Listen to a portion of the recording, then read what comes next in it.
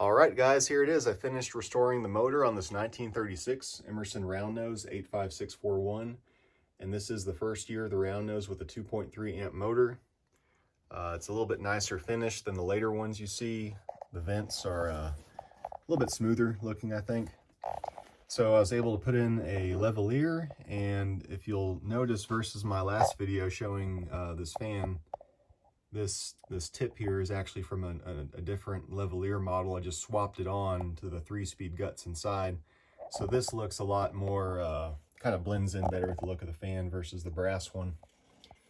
So, all finished up. Once I got it assembled like this, I ran it with WD-40 for about an hour just to flush out the passageways, and it worked, because when I dumped out the WD-40, it was just like really dark brown.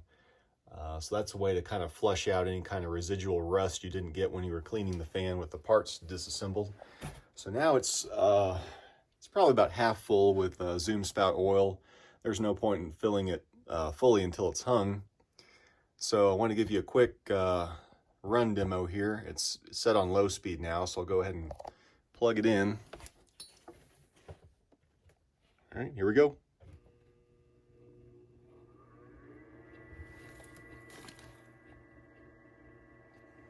So it's always a nice thing when you put it back together and it's just as quiet, if not quieter, than it was originally.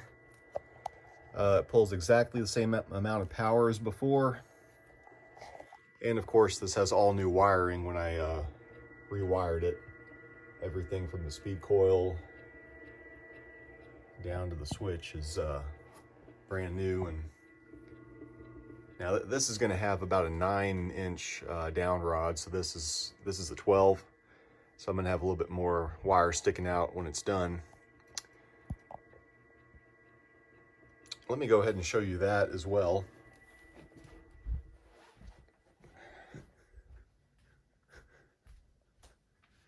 Yep, there's the down rod. And here's the paint I used with the satin clear coat and the bonding primer beneath. And there's the canopy. So got a really nice, smooth, consistent finish.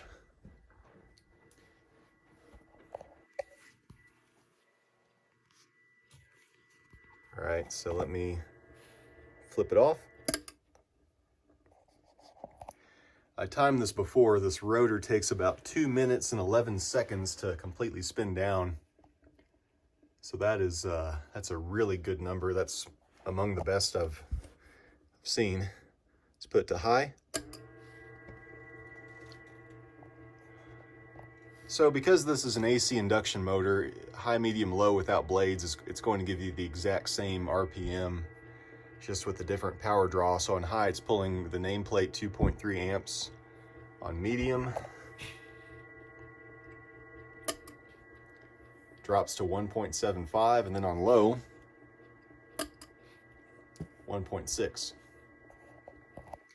So with blades, once I have it installed, I can use my stroboscope to tell you exactly what RPM it's running at, but I'm hoping that high will be about 225, medium will be about 180, and then low will be no faster than 140.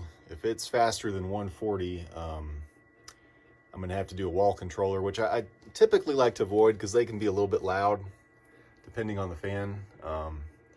With this one, it might not be too bad because I have one on a long nose downstairs in my parents' house, and you could barely even tell. It's very quiet on that controller.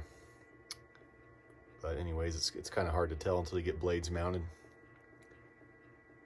All right, guys, well, that's about it. Thanks for watching and supporting my channel and my fan restoration endeavors. Hope to have this one installed in a couple months and show you the full thing. All right, see you later.